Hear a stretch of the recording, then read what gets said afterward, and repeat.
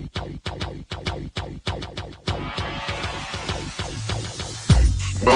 to the ODDSBREAKER'S #1 place for shared sharp betting information. Welcome back to podcast 37 of 2021. I'm your host, Kiev O'Neill. You can follow me on Twitter at OBKiev. Follow us at The ODDSBREAKERS and follow us on social media / The ODDSBREAKERS. This episode is being brought to you by MyBookie.ag.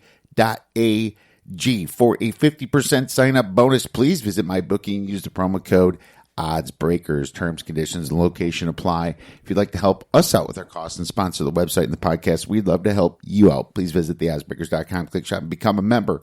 For $24.99 a month, you can get my premium plays before the line moves. And if nothing else, please visit theoddsbreakers.com and become a free picks newsletter subscriber. Another great weekend of sports in the books. We had pretty good UFC, 3-2. Really wish I would have laid off the Chandler fight. He won the first round, but got his butt beat by Oliveira in the second round, and Oliveira deserved it. I'm really happy for him, for Charles Oliveira. It's a great fight for him. Chandler, with his big mouth, got shut up, and I kind of was leaning that at first, but I did notice that Chandler did get a couple bad decisions against him in the Bellator, so just tried to grab that angle. I bought into it and made the mistake, but we at least had our biggest play with Barbosa. That was big. 3-2 in the UFC. Baseball's still a grind in there. The Preakness, we hit a small exacta, but couldn't hit the big one we were looking for, so we'll be moving towards the Belmont for the finish of the Triple Crown races coming up here in a few weeks. But we have a big sports weekend this weekend because there's more UFC. There's some UFC on ESPN, UFC Vegas 27 coming up this weekend. We're going to cover that on this show, a couple plays for you. We have the PGA Championship coming up this weekend. May have a couple articles on our website for that. And for this podcast, we are going to cover some NFL. That's right. We have a lot of information now that the draft has been over. Lots of free agency moves have been made. There's still a few more moves that are pending, obviously. But we're going to talk about the NFC North and the NFC South season previews for these teams, as well as some season win total numbers. Very excited for that. Going to go over the methodology of kind of how I come up with some of these numbers. There's a couple different ways of doing it, and going to let you know some teams that you might want to still stay away from. But there's still some value with some uncertainty, and you'll find out why in a few minutes. Before we get to the NFL and to the UFC, I want to talk a little bit about fantasy football for 2021. And this whole NFL season kind of screwed that up a little bit. Not sure what the hell's going through Roger Goodell's mind, but fantasy is one of the biggest draws for viewership in the NFL, and they kind of screwed over the fantasy football season by having bye weeks all the way through week 14. Week 14 is a crucial week for many people to make the playoffs, and there's some teams that have bye weeks this week that it's really going to be affected, like the Eagles, right? Like the Colts. I mean, you got guys like Jonathan Taylor, T.Y. Hilton. You have the Patriots, Jonnu Smith, Cam Newton, Hunter Henry. And you have the Miami Dolphins, Myles Gaskin, Tua Tagovailoa, now Jalen Waddle. I mean, these are some big names in week 14 and week 13 as well. Bye weeks usually went through week 12 before, right? And now your fantasy playoffs might come down to you having to bench Jonathan Taylor. That's not smart. And if you think you're going to extend the playoffs to start week 16 instead, then you're going to have to go 16, 17, and week 18 where teams might be benching their players because they already cleared the division. You saw that happen with Kansas City last year in the last week, right? So that's never an option.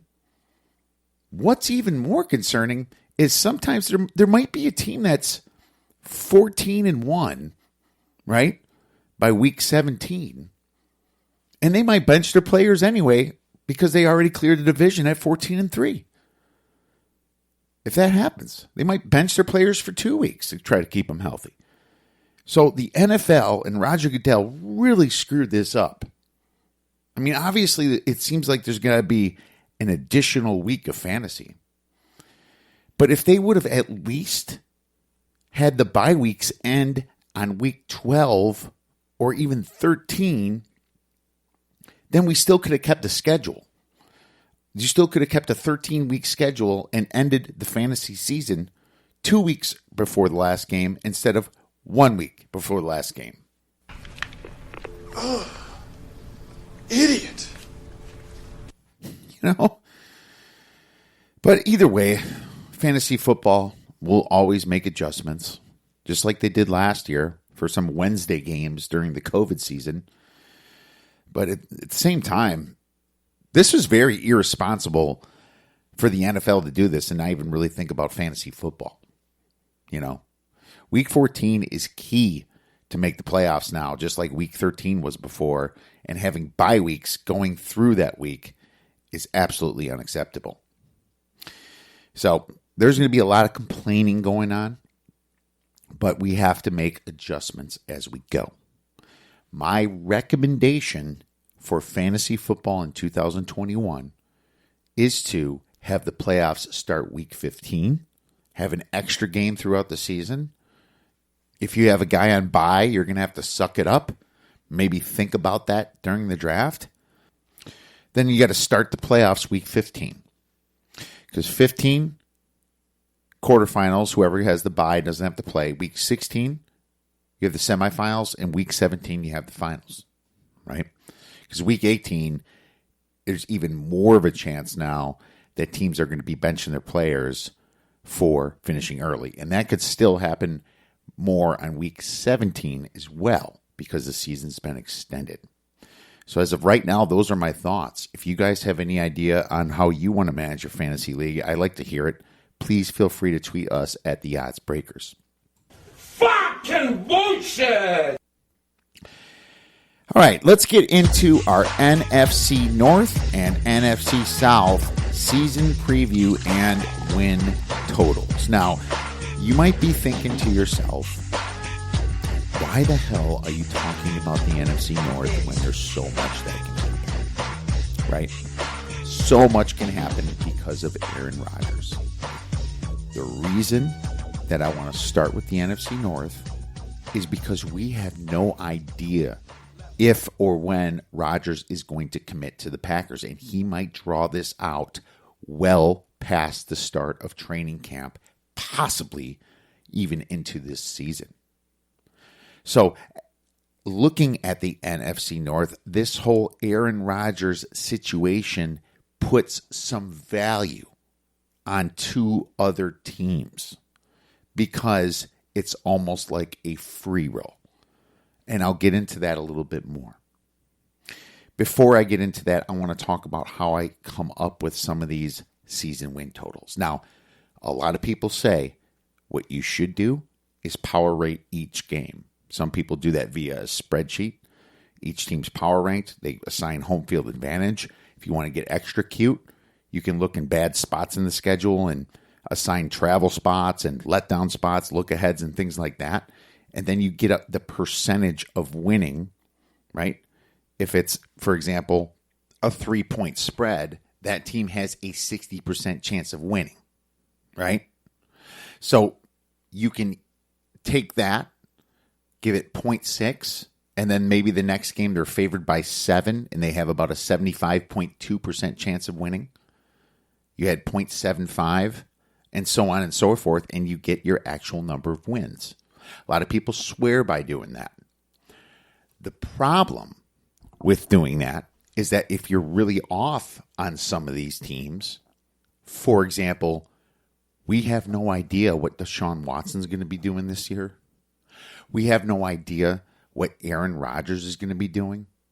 And we also have no idea on who might get injured the first couple weeks. There's always a big player. So just 2 or 3 teams being, if you're wrong on them, that could throw you completely off for many games and many teams. Now, it's all supposed to average itself off. That's why people like it this way. But another way of doing it is just looking at past performance and looking at their strength of schedule as well as what they should have done the year before. That's what I like to do. I like to look at their 2020 record. I like to look at their 2020 Pythagorean record. I kind of like to average that together a little bit because there are some differences. For example, the Atlanta Falcons, 4 wins last year. If you adjust it for 17 games, you got to give them an extra quarter of a win, 4.25. And if you do an adjusted Pythagorean winning percentage like we did, it's on our article at theoddsbreakers.com, Atlanta had a 7.92 expected wins. They underachieved last year and were the least fortunate team in the NFL. Now, the reason you don't just go by either one of them is there's clutch factors to this. Some quarterbacks and teams are just not clutch and blow it at the end. You can talk to the Detroit Lions about that, right? They're probably one of the biggest offenders of having a higher Pythagorean than their actual record. And turnovers and strength of schedule really feed into what they did the year before, right? Now, our Pythagorean adjusts some for turnovers, but it doesn't adjust for clutch performances. And so I think you have to look at both. I also like to adjust if players were extra healthy on a team. I adjust a little bit. And if players were extra hurt on a team, I give them an adjustment for that. I look at their strength of schedule, make an adjustment. Look at the 2021 projected strength of schedule. And the best way to do that is going by the Vegas win totals. When your schedule, you look at all the win totals of the teams you play, the highest is the hardest schedule, the lowest is the easiest schedule of all the teams. It's better to do that than look at the actual record, because how can you say the Saints are going to be the same without Drew Brees this year, right? How can you say that? You don't know that. Why would I go by what the Saints did last year when they lost their quarterback of 17, 18 years, whatever it was, right?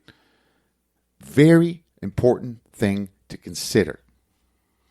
I actually think Brees played like 20 years. But still, there's been some serious quarterback changes. The Jets have a new quarterback. Maybe they're better. So that's why it's better by going by what's expected. You can even do a 2021 projected strength of schedule by power rating if you want. That could be just as good. And if your power ratings are better than what Vegas shows for their season win totals, then maybe you have an edge over that. But either way, the wrong way to do it is to look at what the teams did the year before. Look at how San Fran lost their quarterback. Are they going to be looked at as a 6-win team, a 5-win team when the year before they went to the Super Bowl? They lost Bosa. They lost a ton of players to injury. No, that's wrong to look at them as a poor team and an easy point of your schedule. This is why it's very important to not trust the media conglomerates here on telling you how hard your schedule is. I'm actually still shocked that CBS and other networks still show strength of schedule based upon last year's performance. It makes absolutely no sense. So don't ever get caught in that trap. I like to look at who they lost into free agency, who these teams gained on free agency, and obviously who they drafted in the 2021 NFL draft. And that's how I come up with my number. Okay. Probably a little less analytical than actually going by pure power ratings, because there's some judgments I have to make. But at the same time, it's been working for me. After all these years, we've always had profitable NFL season win totals. So, going to go by this formula, and we're going to start right away with the NFC North. Now, like I teased before, the NFC North has the most uncertainty that will happen due to this Aaron Rodgers situation, but there's still win totals out on some of these teams. And for some reason, in many of these books, the Bears and the Vikings season win total has not changed much due to this Aaron Rodgers situation. Why is that? What's the downgrade from Aaron Rodgers to Blake Bortles, who they just picked up off free agency? I mean, what's the downgrade to Jordan Love, who everybody says is not even close to ready to play yet, which makes me scratch my head. It's like, then why the hell did you draft him? Right? I mean, you have to at least look at their home game versus Green Bay here and give them some extra juice for that. So to be honest with you, there is literally a free roll here on the season win total on the Bears or the Vikings over, because I haven't seen an adjustment in most of these books. Pick your poison is what I say, because I think the Vikings underachieved a little bit last year, and I think the Bears probably did what they should have done, right? From a Pythagorean perspective, the Bears, 8.76 to their 2020 record at 8.5. Adjusted for 17 games. That's why I have the 0.5 and the 8.76 there. So, very close. Vikings the same. 7.44 wins based upon 17 games and 7.54. Okay? The question is, did these teams get better? And the question is if Aaron Rodgers is going to play? Well, if Aaron Rodgers does play, I don't think this goes down. I think it stays the same. Because even though the NFC North has a tough schedule, they still get some easier teams like the Lions, right? Full rebuild. And both teams get to play the Bengals. So we'll see how it all pans out. But to start this off, in general, the NFC North has a pretty hard schedule. In general, no, not counting what happens to Aaron Rodgers here, because they have to play the AFC North, which Cleveland is a lot better than they used to be. The Bengals are the Bengals, but some people are high on them. Not me, really, but others are. Some people say Pittsburgh is going to take a step back. I'm actually higher on Pittsburgh than that, but still. And the Baltimore Ravens are the Baltimore Ravens, right? So the AFC North is supposed to be good. And the NFC West is supposed to be very good because the Niners are supposed to be the Niners again. And then the Cardinals are up and coming, right? Cardinals still have some defensive issues, that's for sure. Seattle has a very bad defense, so that's the good thing. But the Rams are supposed to be a Super Bowl contender in the NFC West. So it's a pretty hard schedule. But it's not ranked number 2 and 3 like the CBSs and the NBCs have it based upon last year's wins, because you have to look at the schedule more based upon what's expected to happen, as I discussed before. Let's start with the Green Bay Packers, and their win total was pulled. I think the average is about 9, right? A lot of people say with Rodgers it should be 11, and without Rodgers it should be about 6 or 7, right? But it's completely pulled from most books. I got to tell you, this must have really kicked a lot of Packer fans right in the ass. I mean, this team was the second best team in most people's power ratings last year. How does this happen? Okay, Ben, we have a trouble. If I speak, I am in big trouble. In big trouble. And I don't want to be in big trouble. Well, I already talked about my opinion on the whole situation, how it's kind of both of their fault. A lot of lack of communication there, right? But the question is, who's going to be the first one to try to consult, right? Who's going to be the first side to try to work something out. Seems to be a lot of stubbornness and a lot of ego here. That's never a good sign. But either way, I have to assume that Rodgers is going to be playing, right? Just for this exercise itself. Obviously, the Packers have a pretty hard schedule, being first in the division. They're going to play at Kansas City for their extra at-large game. And by the way, the NFC, that 17th game, will be sprinkled out throughout the season. And all of them are going to be away games for the NFC, and all of them are going to be home games for the AFC. The Packers get at Kansas City. So the NFC North is going to play that AFC division at large. The Packers are also going to get at New Orleans Saints, which is actually a good thing because of no Drew Brees, and they lost a lot of other players. And they're going to get versus the Washington Redskins. So, not terrible at large because you get Washington there instead of the Rams. Well, being that the whole division has to play the Rams anyway, it doesn't change anything. But could be worse. Key losses for the Packers: center Corey Linsley, running back Jamal Adams, linebacker Christian Kirksey, and guard Lane Taylor. Key additions: wide receiver Devin Funchess, and he sat out last year, so I had to say that. Obviously, quarterback Blake Bortles, but not too much more. They weren't that active in free agency. Who they drafted: cornerback Eric Stokes, center Josh Myers from Ohio State, and wide receiver Amari Rodgers, and more. So, I mean, let's look at this here. The Packers, really great job last year. Fantastic job. Their Pythagorean was a little bit lower than what they achieved last year because they really overachieved. 13.81s adjusted for 17 games, 13.81 wins, and their Pythagorean was 11.3. So if you average that out, that's around 12.5 wins, right? But the Packers, I like how they didn't lose a lot of talent in free agency.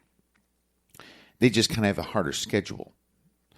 And they're going to be good against the pass again with guys like Jerry Alexander at cornerback, right? But they're still not good against the run. That's their weakness. Now, they always had Aaron Rodgers there, and most teams were playing on the back of their heels, having to throw the ball at the end, which is good. But if a team really puts the pedal to the metal and jumps them, keeps Aaron Rodgers off the field and keeps running the ball, that's where the Packers' weakness is. A little secret about the Packers here. I like Coach LaFleur a lot. And it's hard to say that as a Bears fan. But even if Rodgers is gone, I still think the Packers have a shot to win this division. Even if Rodgers is gone, believe it or not. But if you decide to take the Vikings or the Bears, you can always hedge back if Rodgers leaves on the other side. There's some sites that have the Bears at plus 400, plus 500, plus 600. And the Vikings are on plus 300 to win the division itself. So, my season number with Aaron Rodgers in a 17-game schedule is 12.1. But obviously, I'm not going to play that knowing nothing about Rodgers. Number 2, the Chicago Bears. Their Vegas win total is 7.5. And I probably should go over power ratings as well. The Packers' power rating, I have them as the second best team in the NFL, I believe. Nope, third best team with Aaron Rodgers at 6 points better than the average team. And the next one, I have the Chicago Bears at straight flat 0. Literally completely average right now. Okay? Their schedule is medium hard because their at-large games are at Las Vegas. Vegas is hit or miss this year. They're at Tampa Bay, which we know a lot about Tampa Bay, don't we? Winning the Super Bowl and all. So it's worse for the Bears that they have to play Tampa Bay, and the Packers actually get the Saints, even though the Bears finished under the Packers last year, and the Bears get versus the Giants this year. Their key losses were outside linebacker Roy Robertson Harris, offensive tackle Charles Leno, cornerback Kyle Fuller, and quarterback Mitch Trubisky. Not a terrible group of losses. Charles Leno, he was very healthy, played every game, but he just wasn't that good of a pass blocker. not the greatest run blocker either. Just was kind of there and never got hurt, which was nice. And Mr. Trubisky was Mr. Trubisky. Always making the wrong decision and choking under pressure. So key additions are obviously quarterback Andy Dalton, outside linebacker Jeremiah Atauchu, and cornerback Desmond Trufant. Obviously, their draft, do we even need to talk about it? Quarterback Justin Fields, they moved up for Fields, and my favorite tackle, or at least second favorite tackle in the draft, Tevin Jenkins. I thought the Bears were quite lucky to make the playoffs last year due to the Cardinals losing to the Rams. But what I also will say is that they are definitely the worst team that made it in. There's teams in the AFC that were better than the Bears that missed the playoffs. Like the Miami Dolphins, right? And a few others. But in saying that, I wonder if getting rid of Mitch is going to make the defense care a little bit more at the end of the games. Everyone's saying the defense took a big step back. Well, they did take a step back, but at the same time, they didn't have a lot of reason to play tough at the end of these games when they're getting their asses beat, right? They know in the back of their mind that Mitch is not going to win this game for them. So you wonder if there's more excitement coming into this team now that they have Justin Fields and maybe the Red Rocket Andy Dalton makes a little noise at the beginning here.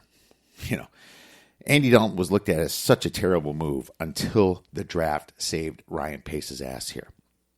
So, in my opinion, Ryan Pace kind of redeemed himself and took some pressure off him.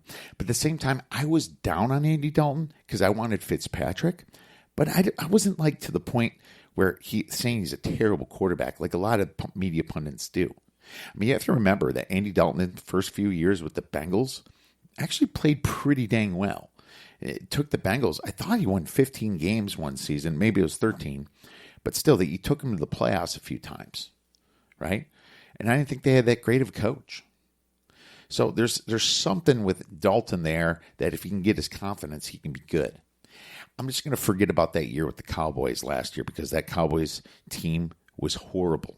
And it was just poor coaching on both sides of the ball.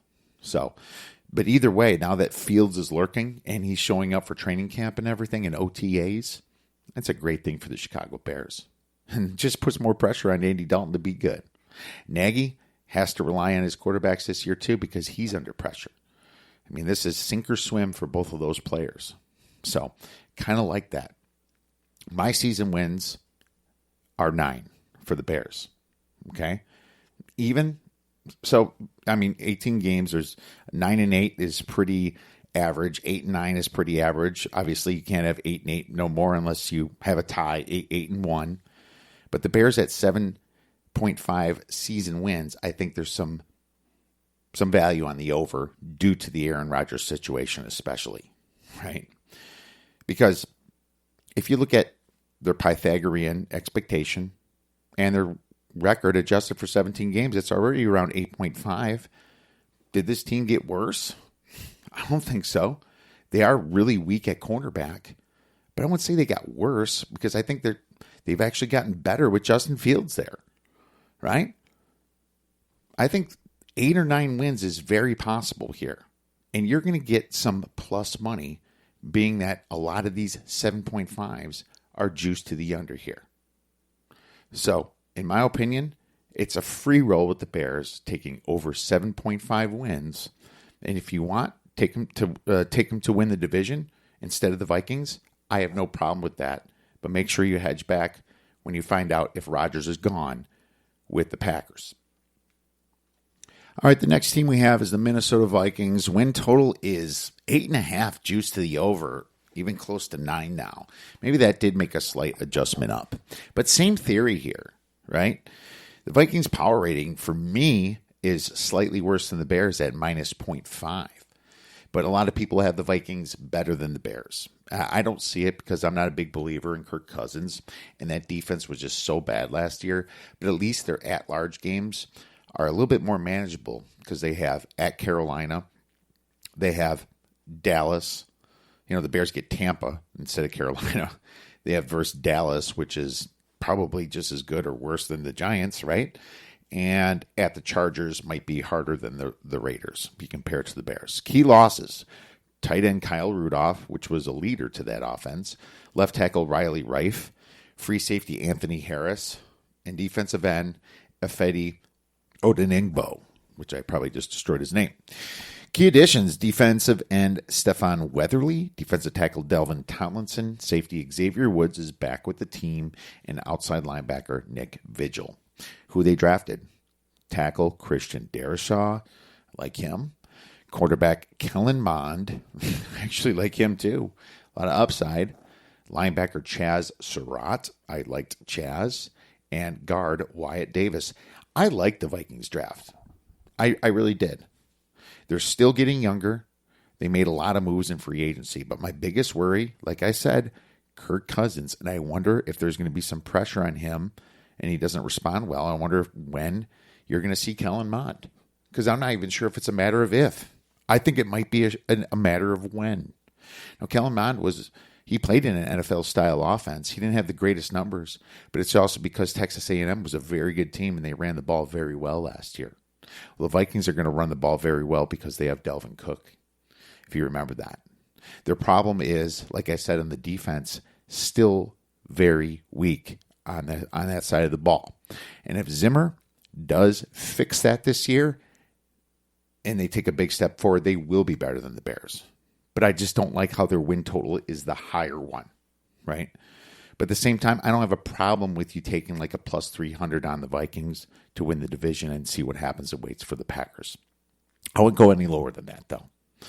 So, in my opinion, the Vikings, my number is right on the button at 8. Really, right on the button. Very close. And I lean under. Now, if Aaron Rodgers doesn't play, that number will probably move up. So right now with Aaron Rodgers playing, I probably would slightly lean to the under, but not necessarily going to take it. Too close to the 8.5/9 on where it's at right now, depending upon what book you're looking at. Finally, we get to the lowly Detroit Lions. Win total at 5. Now I have Detroit's power rating at -8. And it's because they are in full-fledged rebuild. Their schedule is hard. Their at-large games are at Denver. Imagine if that trade happens that the Packers do go to Denver, which is one of the destinations everyone keeps talking about. Imagine if that happens, how hard this schedule will become. They get Philadelphia at home, which is easy, but I still think Philly's better than the Lions. And then they have at Atlanta. We talked a little bit about Atlanta. Key losses, obviously Matt Stafford, the biggest loss maybe of any team so far until we find out what happens more with Aaron Rodgers. Coach Matt Patricia. No, actually, sorry, let me rephrase that. Drew Brees is the biggest loss, but Matt Stafford's right up there as well because what he meant for this team. Wide receiver Kenny Galladay, which was doing great last year. Wide receiver Marvin Jones. Kicker Matt Prater. Inside linebacker Jared Davis. Running back Kerryon Johnson. Wide receiver Mohamed Sanu. Inside linebacker Reggie Ragland. Cornerback Desmond Trufant. And just a bunch more. They're pushing control, alternate, delete on this team for the whole 2021 NFL season, in my opinion. They have a new coach named Dan Campbell. And he's going to be a good coach, in my opinion. But this is also a honeymoon year for him. They have Jared Goff, who's going to be probably the only guy that's trying extremely hard this year because he has a massive chip on his shoulder. They have wide receivers Brashard Perryman coming in. They have running back Jamal Williams coming in. And just a bunch of role players. They drafted offensive tackle Penny Sewell, which I like for the future. Not sure what it's going to mean for this year. Defensive tackle, Levi Onwuzurike. I think he's from Washington. Defensive tackle, Aleem McNeil. I hear good things about. I heard he was a steal late in the draft, but also a bunch of you can tell when a team goes trenches, they're starting to rebuild, and that is the correct way to rebuild. But the fact is, they're in a tough division if the Bears take a step forward, and especially if Aaron Rodgers stays. I'm not exactly trying to, jump all over this one. The Lions last year, 5.31s adjusted, 5.79 Pythagorean, but just losing Matt Stafford is so big for this team.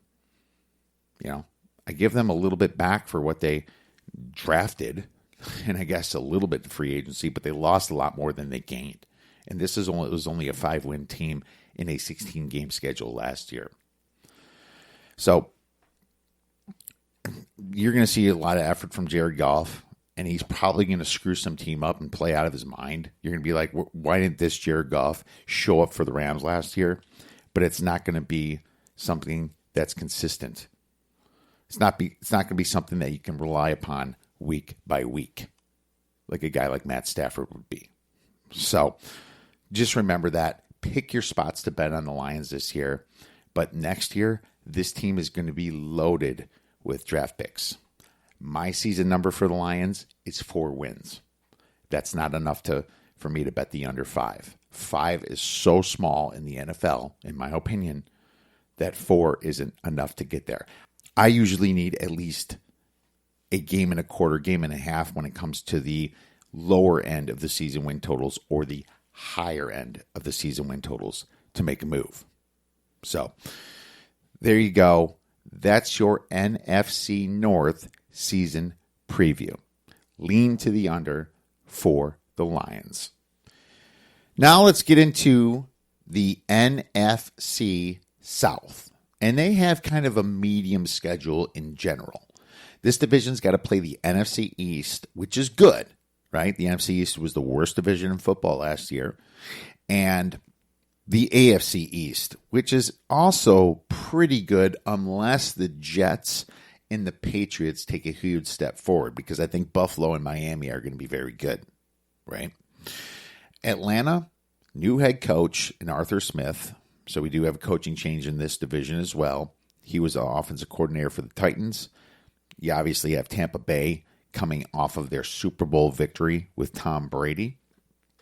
And the Saints are going to have a lot of new faces for 2021. This is going to be the most interesting division in football for me, being that you have the Super Bowl champion, you have a big change of faces in the Saints, and you have some up-and-coming teams with Carolina and hopefully Atlanta.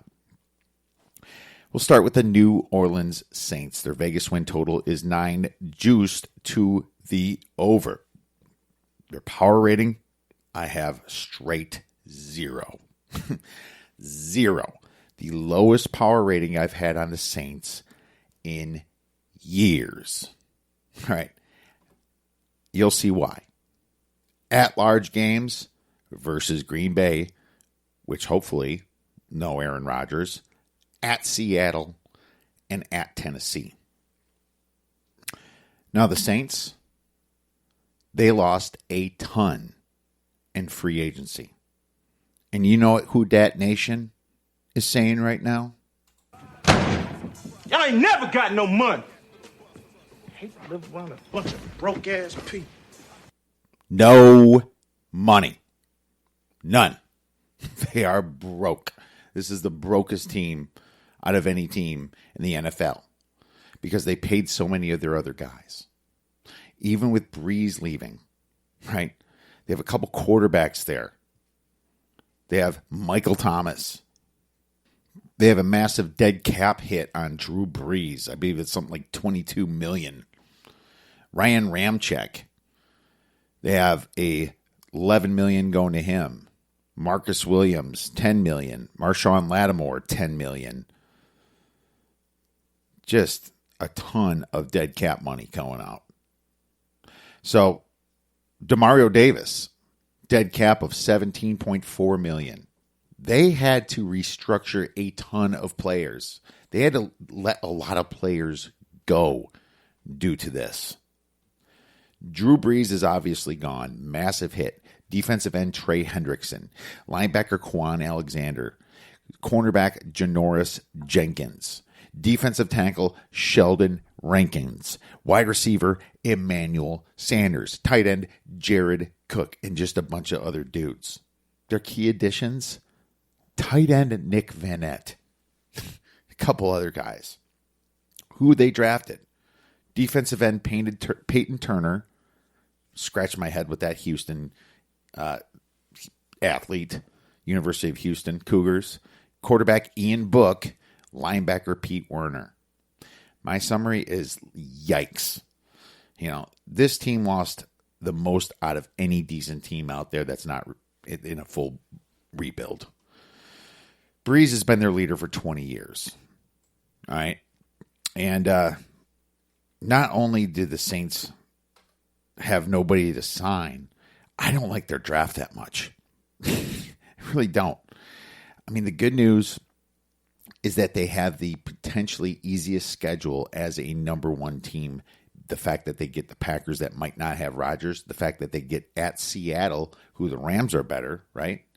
I mean, Seattle's got the defensive problems, and they get the easiest at Tennessee in the AFC division. Yeah, I think the AFC South is the easiest division.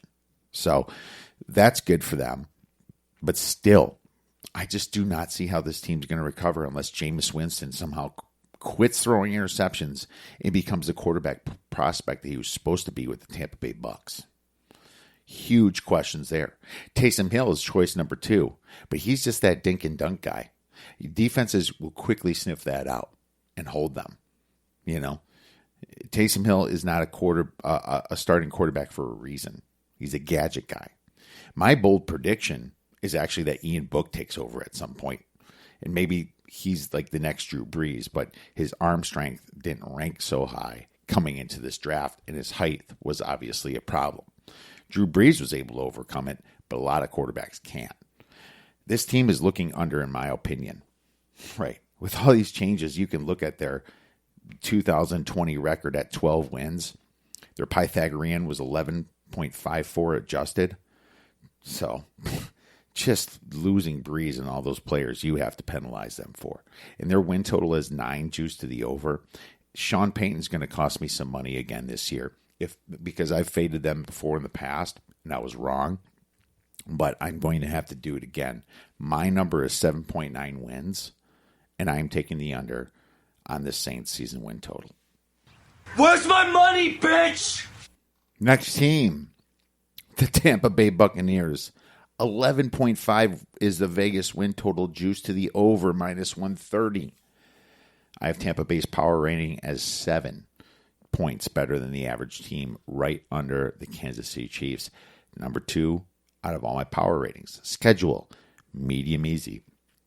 At-large games versus the Bears, the at Indianapolis Colts, and at the Rams. Key losses, offensive tackle Joe Haig, and that's really about it.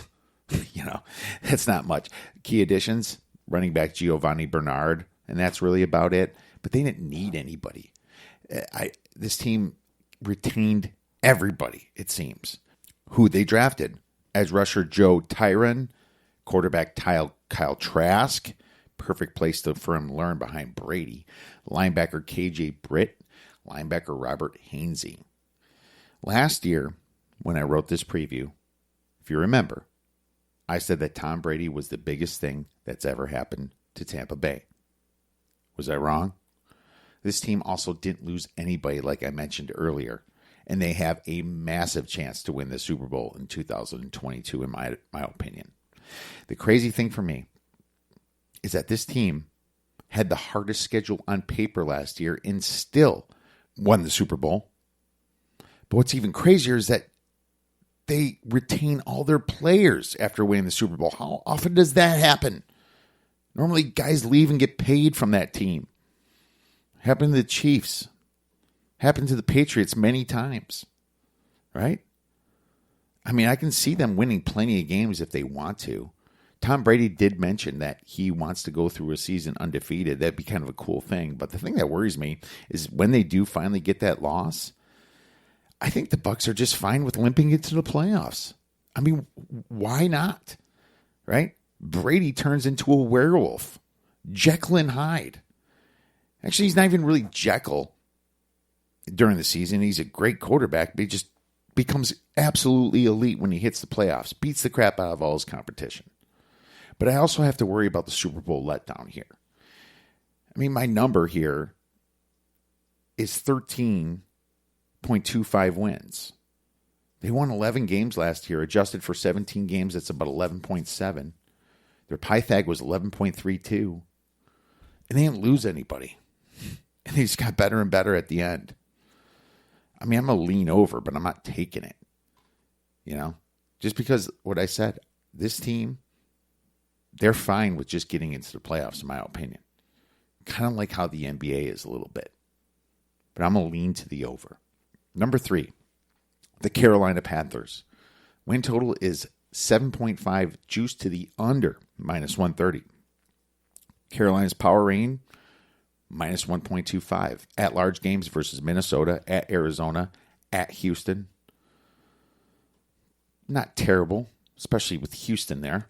All the questions. Key losses, wide receiver Curtis Samuel, running back Mike Davis. Not too bad. Key additions, quarterback Sam Darnold, guard Pat Elflein, tackle Cameron Irving, defensive end Morgan Fox, linebacker Hassan Reddick, cornerback A.J. Bouye, inside linebacker Denzel Perryman, and a few more. You know? Liking what this team's doing. I like their draft. Cornerback J.C. Horn, wide receiver Terrence Marshall, offensive tackle Brady Christensen, tight end Tommy Tremble, which was the second best tight end in the draft, running back Chuba Hubbard. It's the second year for Matt Rule, and this Carolina Panthers really did make a splash this offseason. But the most obvious thing was getting Sam Darnold. It's a head-scratcher for some people because a lot of people don't believe in him, but if anybody can fix Sam Darnold and give him his confidence back, it's Matt Rule's offense, with Joe Brady being there as offensive coordinator. If you remember, I'm very high on Joe Brady. He he coordinated LSU to their championship, right? He knows all about the RPO game. He's a perfect offensive complement to Matt Rule. And this team made a ton of noise. They spent a bunch of money. I think they're going to improve from their 5-win season. Their Pythagorean total was closer to a 7 last year. We need to factor that in. I mean, this season does depend all upon Sam Darnold. But I think that if any coach can get this kid's confidence back, it is Matt Rule, like I mentioned before. I'm excited to see what this team's got in the tank. And I hope that Christian McCaffrey stays healthy this whole season. But my number is 8.69 wins here. So I'm going to find a 7, and I'm going to play the over when that pops. This is another play, in my opinion, and I'm going to take the over for Carolina because I believe in their coach, Matt Rule, and I believe in what they're doing in Carolina. The only thing I'm addicted to right now is winning. Finally, we have the Falcons here. Win total 7.5, juice to the over. So Vegas was projecting they do better than Carolina, right? Carolina was juiced to the under at 7.5. I have Atlanta's power rating at minus 2.75. Not super high in Atlanta. At-large games versus San Fran, which isn't good. At Detroit, which is good. And at Jacksonville, which is probably good. We'll see. Key losses, coach Dan Quinn, obviously during the season, running back Todd Gurley, center Alex Mack, strong safety Keanu O'Neal, guard Justin McCray, defensive end Charles Harris, free safety Ricardo Allen, and Julio Jones is very possible after June 1st when they can lessen the cap hit. Key additions, coach Arthur Smith from Tennessee. He was on the Titans last year as offensive coordinator. Running back Mike Davis. Running back Cordero Patterson from the Bears. Safety Ed Harris. Quarterback A.J. McCarron. Outside linebacker Barkevius Mingo from the Bears. Who they drafted? Tight end Kyle Pitts. Safety Richie Grant. Offensive tackle Jalen Mayfield. And kind of like a bunch of So our Atlanta season win total last year under 7.5. We hit that for plus money. We hit that with ease because the Dirty Birds only won 4 games. On the other hand, Atlanta might have been the least fortunate team in 2020, being that their adjusted wins for 17 games is 4.25, and their Pythagorean wins was 7.92. They scored a lot more points than they should have reflected for their wins, right? So, in my opinion, I looked at that, did the Pythag. I'm like, oh, Atlanta might be a good bet to the over. The problem is Vegas already set this number high at 7.5. And the Falcons just totally botched their draft, in my opinion. They lost a ton on free agency.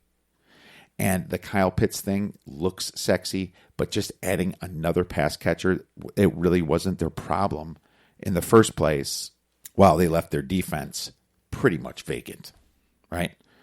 I mean, if Julio Jones is gone, you're just robbing Peter to pay Paul here in a way. But at the same time, how many more pass catchers do you need to really move the needle? I'm sure Kyle Pitts is going to be awesome, and many people call him the best player in the draft. But that's not what they needed. I know that Coach Arthur Smith is going to run the ball coming from Tennessee. You know, you see what he did at Tennessee. But it's the first year. It's their honeymoon year. And I do scratch my head when they lose Todd Gurley and bring in Mike Davis. I'm not sure if that's an upgrade there. Now, Todd Gurley was an injury-prone guy. But Mike Davis, you know, as a lead back, not sure if he's a number one. And I know Cordero Patterson isn't. I think it's just going to be a honeymoon year for Arthur Smith. And I don't expect a lot from this team. I know Matt Ryan's going to score some points when he does play in the Dome, so expect that. But expect to fade this team when they get out into the cold or get out into the weather or play any good defensive team in itself. I don't think it's going to be their year. And my number is 6.6. It's not quite enough to go under the 7.5, but I'm just going to sit here and watch and see if this number moves up, because I think a lot of people might be biting on the Falcons this year because of Kyle Pitts and what they remember from the Super Bowl team. This is a much different team than the Kyle Shanahan coached Falcons, and I'm going to be sitting here waiting and watching this number. My friends, if you have any questions or any comments about these two division previews, please feel free to tweet us at the Odds Breakers. Now let's get into a little UFC on ESPN 27. Rob Font versus Cody Garbrandt. All right, let's roll into a little UFC Fight Night for this weekend, May 22nd. We have Edmund Shahbazian versus Jack Hermansen, and I'm very excited for this fight. This fight was postponed due to a COVID-19 case inside the Hermansen camp. All right? But either way, really happy that we're getting this fight this weekend because it's going to be worth it. Now, if you remember, Edmund Shahbazian lost his last fight to Derek Brunson. And we faded Shahbazian against Derek Brunson. Brunson was like plus 180 or something ridiculous. And I looked at the card. And I'm like, well, Edmund's up and coming, great stand-up, but he's not going to be able to match the power of Derek Brunson just yet. And I was right. We hit a nice plus money on that one. In this circumstance, the tables have turned. The spread has completely flipped. Edmund is now the dog against Jack Hermansen, which makes me scratch my head a little bit. What has changed so much since Edmund has fought Derek Brunson just a few months ago? Well, August 1st, I guess. 6 months ago, 7 months ago, whatever. What's changed so much? Jack Hermansen. His last 3 fights, he went 1-2. He beat Kelvin Gastelum in a submission in a heel hook, which was great. Gastelum kind of just got caught there. And then he loses to Marvin Vettori by unanimous decision. You know, I like Hermansen, but why is he the favorite in this fight? I mean, his other wins against Ronaldo Souza, I guess, is decent. But then Gerald Meerschaert, he's not that good. David Branch, he lost to Thiago Santos back in 2017. Thiago's pretty tough, but still, don't see any massive wins besides catching Gastelum here. And now Edmund's coming in here. He's 11-1. The young kid that everyone was betting on until he lost to Brunson is the dog in this fight. Well, I happen to like Edmund's stand-up game. I know it shows that Hermansen has the better significant strikes at 5.03 landed per minute to 3.85. But Edmund has the much better ground game, takedown average 4.44 per 15 minutes to 1.96. That's a lot. And neither fighter really loves to submit. I mean, 9 KOs, 1 submission, and 1 decision is Shahbazian's record. And Hermansen has 11 KOs, 6 submissions, which ain't terrible. He did do that heel hook, I guess, and 4 decisions. But I think Edmund's smart enough to not get caught. So it's going to come down to a stand-up game. And I think Edmund's got the better stand-up game, in my opinion. And I think that he should be the favorite. I wouldn't say a massive favorite, but he should probably be around the 130 minus 140 range against Jack Hermansen. And Edmund's got everything to gain here. He's the young, hungry fighter. Hermansen, 21-6, has been around a while, 32 years old. But like I said, no massive wins. I like Edmund at the plus 130 here. I'm taking him for 2 stars. I think he gets his kind of career back on track here and gets the respect that he earned before when he was knocking out people. When he was knocking out Brad Tavares. When he beat Darren Stewart. Charles Byrd. I'm going to go with the up-and-coming fighter here at the plus money. Going to throw 2 stars on this one. You're going to need a bigger boat. All right. Let's look at another fight on this card. And I will mention that I do have a 4-star play that I'm just putting out for premium subscribers. So I'm going to avoid that fight. It's something that's really sticking out to me. And I think that the line value is going to get worse and worse. So I'm glad we took this one early. But let's look at the main event here. We have Rob Font versus Cody Garbrandt. So I almost made a play on this, but then I kind of held back.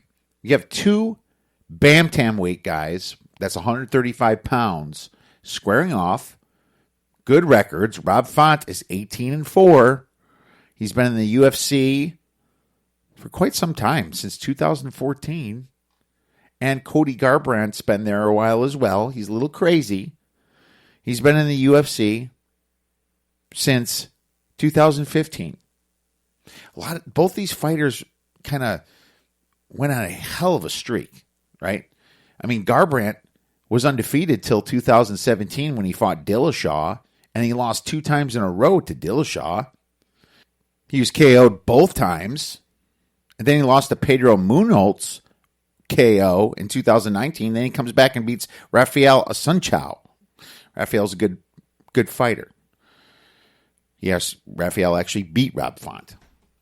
But then, you kind of scratch your head because you have Rob Font over here.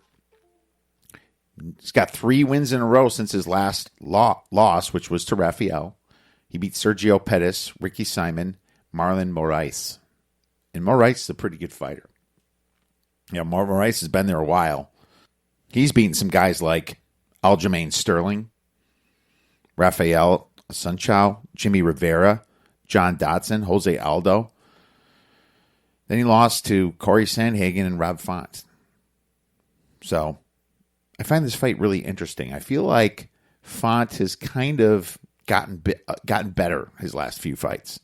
But Cody Garbrandt is still tier 1 material, I'd say. Tier 1 for sure. Right? So I think it's going to be a close fight. But I was looking at the under, right? And if you look at Cody's his last 4 fights, his last one finished in the second round with a win. Round was almost over. Then the 2 before that were in the first round. And then he got knocked out in the second round to Dillashaw before that. And then he went to 1 decision here, Dominic Cruz. And then the last 3 before that were all first round fights. He tends to take care of his fighters pretty early. But Rob Rob Font, he's 8 KOs, 4 submissions, 6 decisions, kind of all over the board there. His only losses were 1 submission and 3 decisions. So I feel like this guy can go the distance. His last 4 fights, he went the distance 3 out of 4. So I was looking at the under, but then quickly talked myself out of that. This is going to be a 5-round fight. It's the main event. So, in my opinion here, I was going to play under 3.5 rounds or under 2.5. I looked at the prices and they made no sense whatsoever. These guys are 135 pounds and over 3.5 rounds is the plus money, 145, right? Normally with the smaller guys, you're paying juice for over 3.5 rounds because they tend to last. Their punches aren't as hard. Under 3.5 rounds is minus 175. For a guy that's never gotten knocked out in Rob Font. Only submitted once, right? So that completely changed my mindset here. I actually think there's more value on going the over right now. Now, I haven't played it yet, but you can get over 2.5 rounds at plus 100 and over 3.5 rounds at plus 145. The fight goes to decision is plus 200. Not even sure if I like that as much as the over 2.5 rounds at straight up plus 100. So that's what I'm looking at right now for this fight. And I haven't made a play yet, but I wanted to give you my lean. My friends, if you have any other questions about the UFC coming up for this weekend or any of the fights coming up in the future, please tweet us at the Odds Breakers. Hope you enjoyed this podcast. Got some great information about the NFL. If you have any comments, love to hear it. Everybody enjoy the rest of your week. Enjoy the fights. Enjoy all the games. And go get some